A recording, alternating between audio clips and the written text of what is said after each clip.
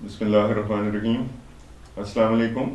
میں doctor Israr Hasan homeo and herbal clinic کے ساتھ آپ کی خدمت میں حاضر ہوں.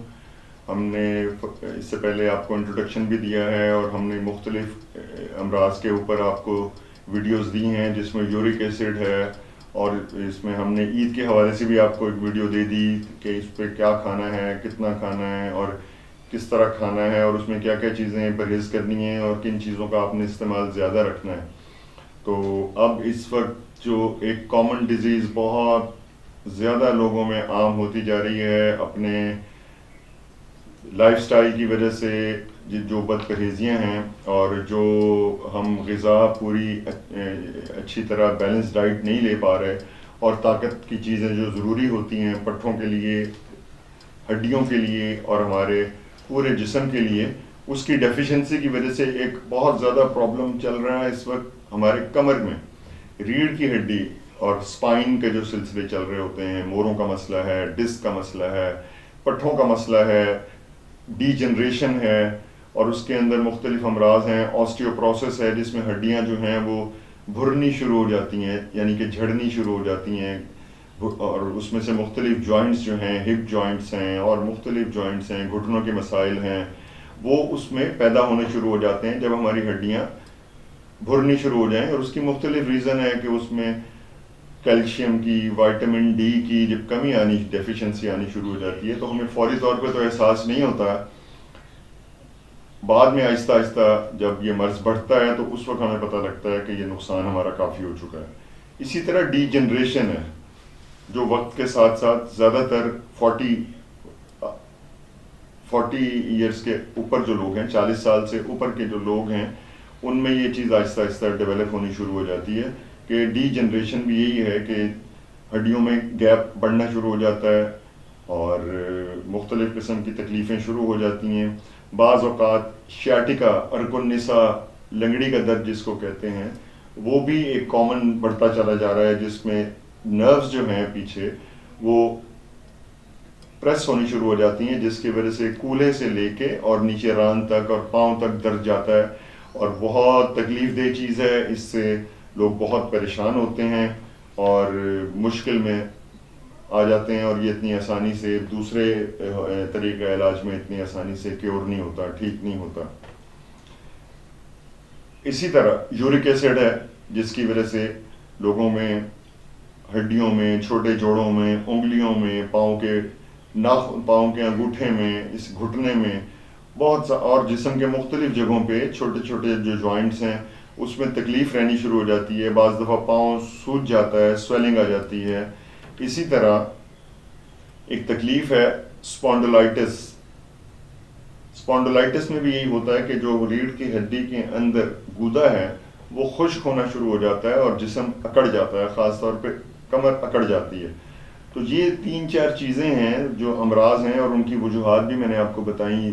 خالص دودھ کی کمی ہے، خالص غذا کی کمی ہے، اسی طرح تیل زیادہ استعمال ہو رہا ہے. ہمیں بیسیکلی ساتھ ساتھ یہ جو دیسی گھی ہے اس کا استعمال بڑھانا پڑے گا.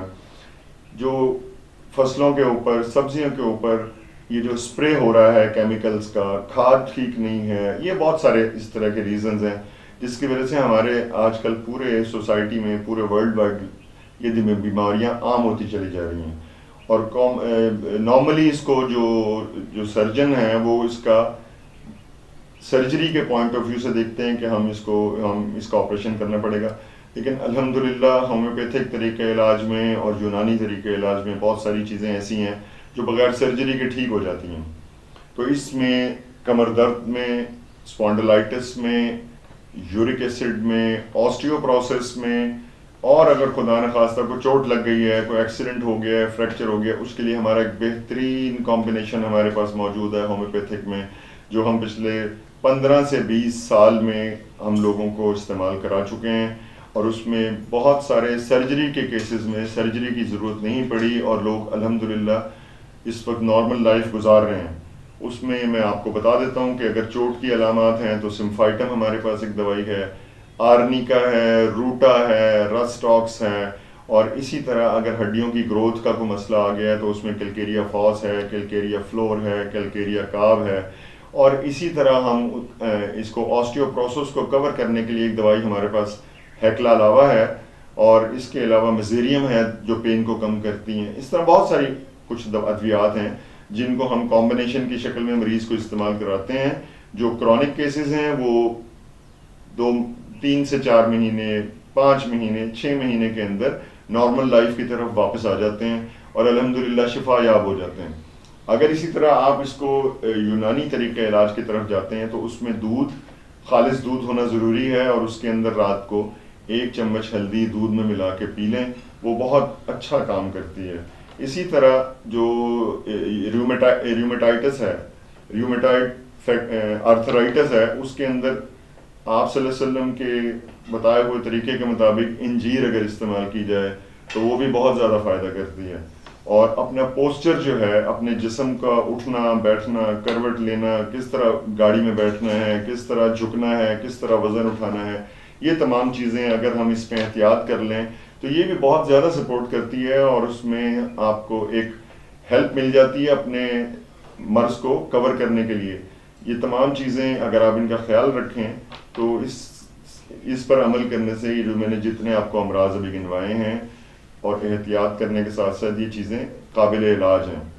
تو آپ دوائی کے سلسلے میں میں نے آپ سے جو اپنی سروسز والی ویڈیو آپ کے ساتھ پیش کی آپ کی خدمت میں، اس میں آپ دیکھ سکتے ہیں میرے کانٹیکٹ، میرے واٹس ایپ اور میرے ای میل، اور جو تمام لنکس ہیں ان پر آپ مجھ سے رابطہ کر کے مشورہ کر لیجئے. اور علاج کے سلسلے میں ہم آپ کو جو حضرات ہمارے قریب ہیں لاہور میں اور لاہور سے قریب ہیں، وہ آپ مجھ سے مل بھی سکتے ہیں اور مجھ سے دوائی بھی حاصل کر سکتے ہیں. اور جو لوگ مشورے کے بعد اور کنسلٹیشن کے بعد مجھ سے علاج کرانا چاہتے ہیں، دوائی حاصل کرنا چاہتے ہیں، وہ ہم آن لائن سسٹم کے تھرو، کوریئر کے تھرو آپ کو آسانی سے بھجوا سکتے ہیں.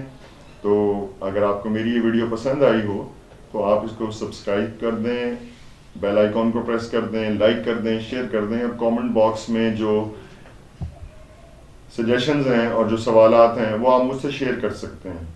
تو بہت شکریہ. اپنے معاونین کا، متعلقین اور محسنین کا خیال رکھیے گا. اللہ تعالیٰ آپ کا حامی و ناصر ہو. اللہ حافظ. بہت شکریہ.